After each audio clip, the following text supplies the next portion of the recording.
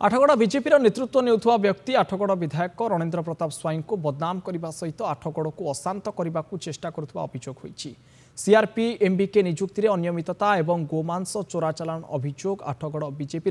एक सुपरिकल्पित प्रायोजित कार्यक्रम बोली कहुछि। आगको ए बाबद आठगड़ को अशांत करने को अपचेष्टा करागले बीजेडी पक्षर गणतांत्रिक उपाय प्रतिवाद करा बोली कहिसंती बीजेडी नेता। सेपटे ए बाबद बीजेपी पक्षर कौनसी प्रतिक्रिया मिल पारि नाही।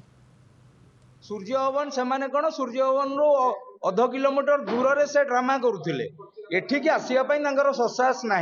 कारण आम लोकों कम करुचु तमें लोक लुटुच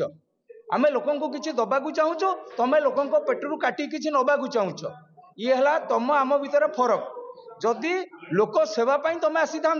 लोक निश्चित भाव में तुमको ग्रहण करते तमें लोक सेवा ना दुर्नीति को निज पकेट रे केमती पैसा बसिबो एवं राजा स्वाई को केमती बदनाम करा जीवो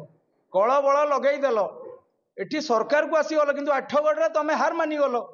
जेते चेष्टा कले भी लोक राजा भाई सहित रही